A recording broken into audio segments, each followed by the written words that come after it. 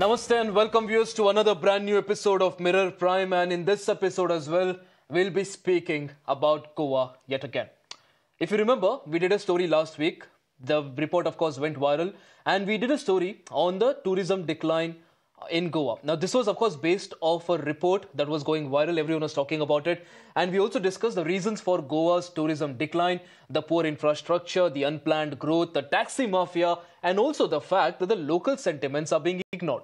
The story, as I said, went viral. It gained a lot of traction and strong reactions from a lot of viewers as well. Tourists, local Goans, businessmen, everyone had a strong opinion on this issue. In fact, the Goa Tourism Department also reached out to me. Their side of the story, they say they wanted to share. And I said, well, let's sit down for a chat, discuss your issue, tell us your solutions, and let the people decide. In fact, joining me today is Goa's Tourism Minister, Rohan Khaunte. Rohanji, first of all, appreciate you for reaching out and wanting to clarify and also trying to put your side of the story out, because honestly, it doesn't happen a lot with politicians these days. So kudos to you on that. Let's get, of course, started with this entire issue. Now, the entire controversy was about this massive decline of foreign tourists in Goa. This is a report that went viral. And you now say that the numbers that are going viral are wrong. I want your version of the story. What's the official data? Hi, good evening. It's good that we are able to discuss a couple of things which I think has been making news in the last few weeks. Surprisingly, we find either some social media influencers or somebody coming on board just before the season for the last couple of years and trying to make a false propaganda of the particular place, which has been running tourism for the number of years that you and I know. We have to understand first where it came from. The data which was shared, unfortunately, was unverified data. The data which came, I understand, came from some Chinese China Economic Information Center, CEIC. Somebody just puts up the particular data unverified, not knowing what it is. So first, let us understand where we are. And we have to understand the situations which we are in the post-COVID years. I'm not surprised with the data, what the last few years we have been wanting to put, and I'll put it across to you. But first, let us understand what is happening. The COVID-19 pandemic, which has been there, I think is a learning for all. And this has significantly disrupted a lot of part of about the tourism industry. We cannot keep pre-pandemic benchmarks for assessing the post-pandemic issues. The consumer thoughts have changed. The tourist traveling has changed. Now tourists want some things like social distancing, hygiene, and contactless services. This means that we are shifting from the older ways of moving across as far as tourism is concerned to the post-pandemic. In the pre-pandemic era to the post-pandemic, we are talking about those people touching urban and tourist hotspots in the pre-pandemic area. Vis-a-vis now, when they are wanting to get into sort of immersiveness areas which are away from this dense population and enjoy something more. The tourist preferences have changed. But before going ahead, I would just like to correct the data which came in. They spoke about some 8.6 million data about international tourists, which I don't know from where they got that data, which actually has been a very clear indication. Let's say it's a hidden agenda or what, I wouldn't want to comment. But definitely it was a false propaganda of a state which has been talking about the tourism story in the country. UNWTO today talks about recovery of tourism throughout the world, and Asia is yet to recover. We are still at minus 18%. Definitely when Asia is at minus 18%, India also is still trying to get into the numbers as far as post-COVID is concerned. And every state here is trying to build up the tourism story. We in Goa, today we are talking about the numbers. If I go with the 2019 figures, if I talk in lakhs, I'm talking about a total tourism footfall of 80 lakhs 64,440, out of which 9 lakh 37,000 was roughly the international footfalls, and 71 lakhs 27,000 was the domestic footfall. This was just pre-COVID. When I come to my post-COVID figures, if I talk about the comparison which was done and false propaganda done again, I will touch my 2023 figures, which talks about 81 lakh 75,000 is domestic and 4 lakh 52,000 is international. A recovery of more around 50% of the international numbers, touching the similar markets which we have had tourism in the past, whether it's we have predominantly Russia and UK markets. Last 2 years, we have put our energies together and wanting to touch emerging markets also. Until September, the data as of now for this particular calendar year of 2024 talks about 69 lakhs 24,000 as domestic tourists and about 2 lakh 59,000 as international tourists, wherein the season starts from October. Right. October to Rohanji, March. I'll just have to cut you short there. Of course, you're quoting the data. In fact, we also have the numbers. We are playing out the numbers that you're reading on our screens also right now. I have to put the data right. I know, I understand, Rohanji, completely. In fact, we are also playing out your official data. We are not. The whole propaganda started from the data. So first we have to correct our own data and understand that we are not going wrong anywhere. Now let us understand the inbound and the outbound. Okay. During the post-pandemic, the domestic tourism has surged. You have to understand that it has gone up. The domestic tourism, the people are spending. As far as the local economy is concerned, the lot of things which have been put about, every tourism destination has its own challenges at that level. And as a state, along with closely working with our chief minister, we have been working hard. We have been talking with the center, along with our union minister tourism. We have been working closely. There are challenges which I may not want to talk on this forum, but we know that we need to clear this so that we are able to have better connectivity, better reasonable rates, and a lot of things which need to be sorted out. But when we talk about numbers, we have also talked about many things today, which we are last 2 years, which you need to understand. There's the whole thought of talking about insecurity. I don't know where this thing came from. Today, we have a pink force, which gives a very clear indication to the solo traveler, the women travelers who are there, giving them a way of safety and security dedicated to the women tourism as far as Goa is concerned. We're talking about 1364, which is a helpline for the whole of Goa, where anything related to any departmental issues, whether it's the police, their concerns, whatever is there, 1364, the Department of Tourism coordinates and ensures that whatever issues of the tourist are sorted and confirmed back to him. The third part which we need to understand is we're talking about dirty beaches. We in Goa have a beach vigil app where the public also is a part of it. We have tourist wardens on the beach. And any particular tourism, when we are talking Rohanji, about I'll come to all this point by point. I just wanted to know about the data, and you already read out the data. We'll come to it Rohanji, we'll come to it point by point. We'll cover every issue point by point. And of course, you are now saying that this data that came out, it went viral, it's propaganda. And of course, because you're giving out the official data, we'll have to go with your data only. And that's totally understandable. You said the data is propaganda, but there are a lot of other issues. It's an open reality, Rohanji. The fact that there are a lot of tourists today, even in India or even abroad, that choose destinations like Sri Lanka, Bali, Thailand. And this is, of course, not because of any other issue, but only and only because you try booking a ticket to Goa, it's expensive. You try staying in a hotel, it's expensive. You try, booking a cab or any taxi, even that's expensive. The roads, people complain, aren't that good. So a lot of basic issues also, how do you acknowledge that? Now, this is not propaganda. The data might be propaganda, but issues such as these, the basic issues, how are you dealing with it? First and foremost, Ashish, let us understand Goa in the present situation, whatever we are talking about tourism, cannot be compared to a country. We are a state. We are a small state with 1.5 million population, catering to roughly about 10 million tourists a year. We cannot, as a government, we cannot govern over market forces. We cannot tell who has to be less and who has to be more, whether it's the connectivity or whether it's the hotel rates. Every area today, when we look about the hotels, they had an average occupancy of about 70-75%. The flights are full, domestic and international.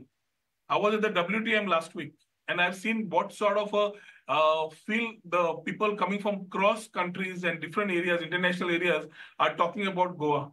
Everyone has a high regard for Goa and Goans because Atithi Devo Bhava is what we believe in, and hospitality is what we absolutely give to the tourist who comes in. Rohanji, social media has made things very easy. I totally agree with you, and I think everyone who's watching us today across the nation agrees with you that Goa cannot be compared to a country. It just doesn't make sense as far as economics is concerned. But when people start talking about issues, like nobody's expecting you to build towers and skyscrapers and something huge in Goa, but basic issues, open drains, narrow roads, electricity issues, poor internet connection, I think you don't need to be compared to a country to fix all these.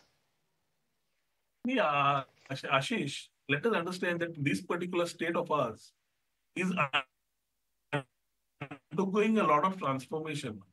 Sewerage systems are being set in, underground cabling is happening, new transformers are being set up. We are taking a lot of help from the center in terms of upgrading the infrastructure. आप 10 साल पहले गोवा में आते थे, you would find a single lane road. Today you're connecting from north to south with 6-lane highways. You're connecting with bridges which were not in there in the past. We are upgrading our connectivity. We are doing a lot of things. Last 2 years of this governance under Dr. Pramod Sawant, working closely with him, we have ensured that we are taking a lot of help from the double engine Sarkar, the center. But you cannot expect things Absolutely. to change. I mean, I totally agree. Years. There is a lot of change that's happening in Goa as well. But Rohanji, a lot of local Goans that I spoke to are fed up of the tourism boom. They say, we don't want a 6-lane highway. We don't want resorts. We don't want this tourism boom. We just want the beauty of the local culture to stay. In fact, it's not just the local Goans, it's also the tourists. They come to Goa not to look at 6-lane highways or resorts or huge buildings. They come there to enjoy the natural beauty. So the question here that a lot of people are asking is, how are you balancing between the two? Development on one side and the local culture on the other? See, well, let us understand exactly. You've spoken one side, you're talking about the numbers, and now you're coming to the point which we are talking about. The traveler shift to coming and spending in areas is what we are looking at.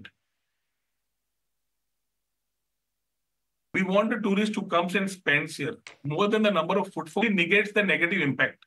Goa has gone one step ahead and we are talking about regenerative tourism. So we are talking about the tourism which we want the next generation, which with today's tourism plan, which goes around the social, cultural, environmental, and the other aspects which are related to regenerative tourism are taken care of, including the economics. So when we are building a story around this particular part, it is thought of is very inclusive. Now, when we are talking about this, you still have hotels coming in, you have the infrastructure being built up. It is a continued story, and regenerative tourism, which we have come with today, will speak about more of talking about things which have not been there in the past. As we look at keeping the not exploiting Goa.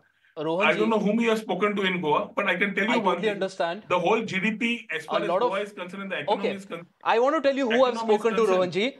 No. You talk about development, you talk about all these things, and you're asking me who I've spoken to. I'll send you all the links to all the videos that we put out about the discussion on Goa. You look at the comments there. Every single person there has a complaint that you're bringing in so much development. Are you consulting the local population?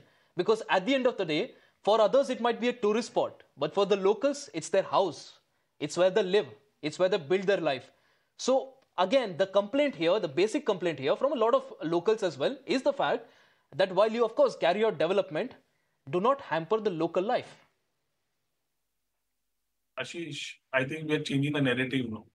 As far as Goa is concerned, tourism contributes to about 16.43 to the GDP. And directly and indirectly takes care of 35 to 40% of the employment as far as Goa is concerned. There are areas in Goa, especially in the North Goa or whatever, which we are talking about urban, which have been exploited in the past, which we are trying to restructure by working with a different overlooking the present scenario. I agree to a certain point to what you're saying, but it is for any government or anything, legacy cannot be changed overnight. Rome was not built in one day. When I spoke to you about regenerative tourism, we are talking about hinterlands, we are talking about ecotourism, we are talking about showcasing our festivities, many things which Goa has not been known for in the past. We are talking about Ekadasha Tirtha, which has been talking about spiritual tourism, connecting about 11 temples, which have a history of 100 years and more. We are talking about Chhatrapati Shivaji Maharaj, which has not been there in the past, which is coming in the domain of what his role was as far as Goa is concerned. We are known as Parshuram Bhumi. But we have never been identified in that way. So that is the way we need to slowly show that we are different from what we were known for. understanding the traveler's experience, that what he needs today, we also need to tune ourselves, correct ourselves. And we are ready to correct ourselves. But putting development, more development than what is required, we are doing a very sustainable way of looking at development. In terms of the two airports coming, the whole thought of the tourism, which has boomed. In one way, you are saying it has boomed. One say you're saying the numbers are less. I'm not going on the numbers today. I'm saying we're talking about quality over quantity. We're talking about Goa beyond beaches. So we are trying to touch aspects which have been not touched in the past. So somebody coming and putting a false propaganda, trying to malign the image of Goa, no Goans will take it lightly, because we as the sons of the soil believe in what we are, and we believe in hospitality.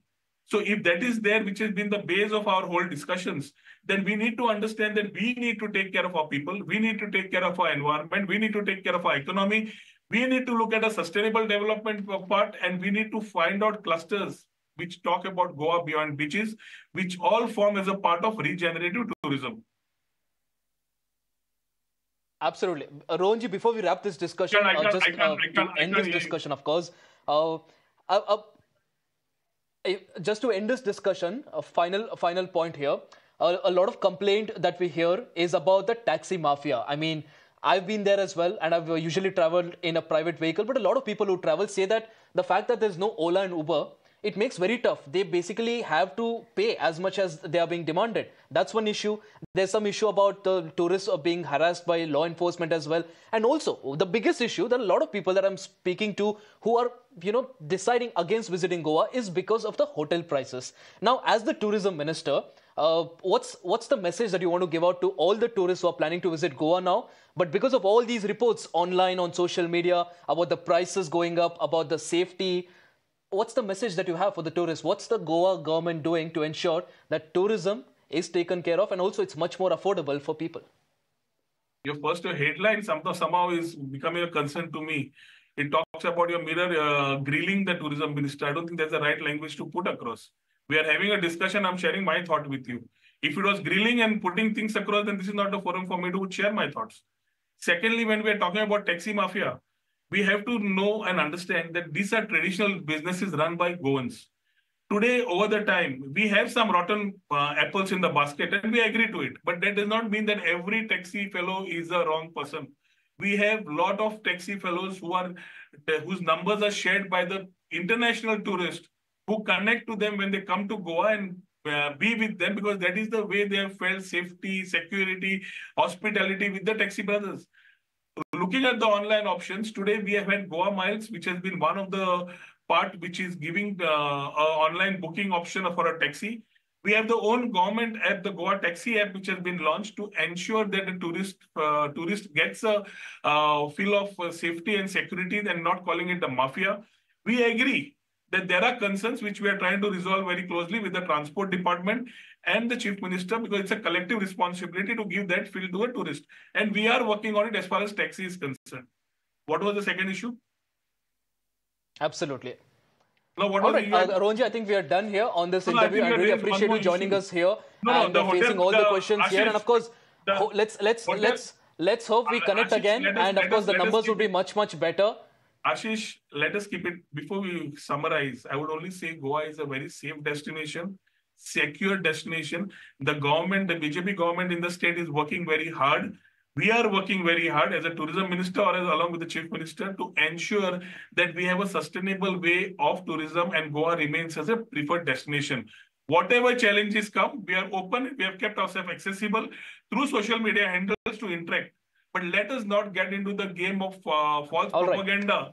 When the Prime Minister is talking about Chalo India and Teko Apna Desh, let us value it. Let us get absolutely. More Indians. Rohanji, I totally agree. I'm running short of time on the broadcast, but again, you seem very passionate about Goa tourism. You seem to be speaking a lot about Goa tourism, and of course, let's hope that the next time we sit and have a conversation, the numbers are much better. And of course, we'll be talking about how you brought about a change as far as Goa tourism is concerned. Really appreciate you taking your time out, facing all the questions and answering all the questions placed here on Mirror Prime. All right, viewers, of course, we continue to track all the details as far as Goa tourism is concerned, and of course, all the issues and all the complaints being raised as well. Joining us right now is Sanjay Hegde as well. Hegde ji, we just heard the Goa tourism minister there talk about all the issues in Goa. He says that there's no issue as far as tourism is concerned. All that his government is trying to do here is bring about development and a balanced development. Do you agree? Well, it's no use living in denial. The Goan tourism sector certainly has a problem. The problem is that now it is cheaper to go to Sri Lanka, Thailand, or any other place rather than go to Goa. The hotels are much more expensive, and the cab drivers are just one symptom of the problem. I must tell you that I too have a small house in Goa. I can speak a little bit as a local.